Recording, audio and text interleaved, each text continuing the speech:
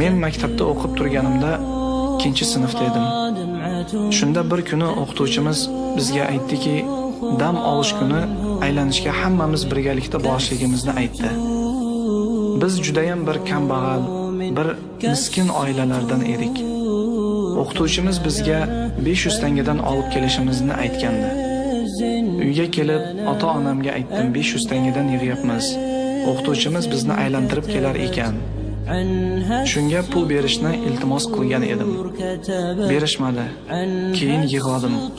Shunda onam dediki, "Bolam, bor bo'lsa beramiz, yo'q bo'lgandan keyin nimani beramiz?" dedi. Ertasi kuni sinfda hamma bolalar pulni olib kelishgandi. Men esa qisilgan holda boshimni egib turar edim. Men uchun go'yoki dunyo qorong'u edi. O'qituvchim menga bir qarashdan ahvolimni tushundi va menga aytdiki, "Men senga bir savol beraman. Javob bersang, sen ham bolalar bilan birga sayr qilib kelasan" dedi. Va men biladigan bir yengil savolni berdi. Javobini aytdim va ustozim cho'ntagidan menga 500 tanga olib qo'shdi. Va men benihoyatda xursand bo'ldim. Oradan vaqt o'tdi. Maktabni bitirdim va katta hayotga qadam bosdim. Vaqtlar o'tdi, yillar o'tdi. Bir kuni Allohning fazli bilan o'tmishimni esga oldim. Har xil bo'lib o'tgan voqealarni esga olar edim. Maktab davri ham esimga tushdi. Shunda o'qituvchimni esga oldim. Qilgan yaxshiligini esladim va maktabga borib o'qituvchimni izladim. Ishdan bo'shab ketgan ekan.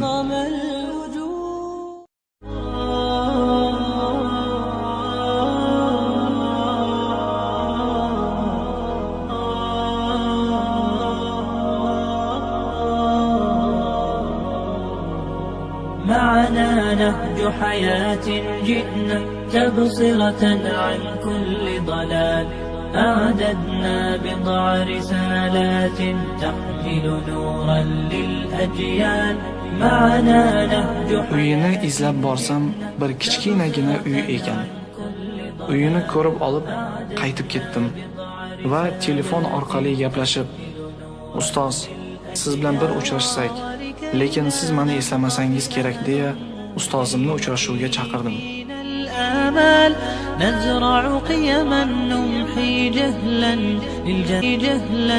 للجنة نسعى برضا ولكي لا ننطفئ أهل كي نحيي فينا الآمال. Meni tanidingizmi? U aytdiki, "Yo'q, men sizni tanimadim" dedi. Eslaysizmi? Maktabda bir necha yil burun o'quvchingiz bo'lar edi, Bilol ismli. O'ynagani bolalar bilan boraman deb bora olmay qolgan. Savol bergansiz, javob bergan edim. Shunda 500 tanga berib, meni quvonchimga sababchi bo'lgan edingiz. Shunda, "Ha, esladim. Sen o'shamsan?" "Ha, men o'sha Bilolman. Men aynan shu qilgan yaxshiligingizni qaytarishlik uchun keldim. Bir necha yillar avval siz meni xursand qilgan edingiz.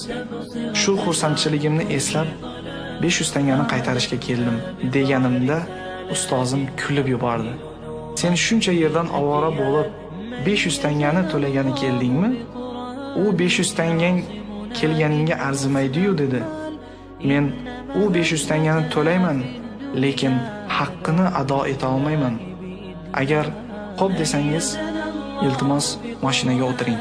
يعصمنا إن غصنا ما إن مهمتنا في الدنيا ندعو لله بإدلال ولذا أشعلنا مصباحا ومضينا رغم الأميال لنبث الخير بأمتنا مهما الشر بها قطار مهما الشر بها قطار معنا نهج حياة جئنا تبصرة عن كل Ustoz, agar xo'p desangiz, mana shu uy sizga. Shu uyni sizga beraman. Axir bu 500 tangaga ko'p-ku. Men senga 500 tanga bergan bo'lsam deb hayron qoldi. Shunda men ustozimga qarab, siz xursand bo'ldingizmi dedim. U ha, men xursand bo'ldim dedi. Yoshligimda meni xursand bo'lganimchalik xursand bo'lganingiz yo'q hali dedim. Ikkinchi sinfda xursand bo'lganimchalik sizni hali xursand qilganim yo'q. Ana u mashinani ko'rdingizmi? Mana shu mashina ham sizga deganimda ustozim yig'lab yubordi.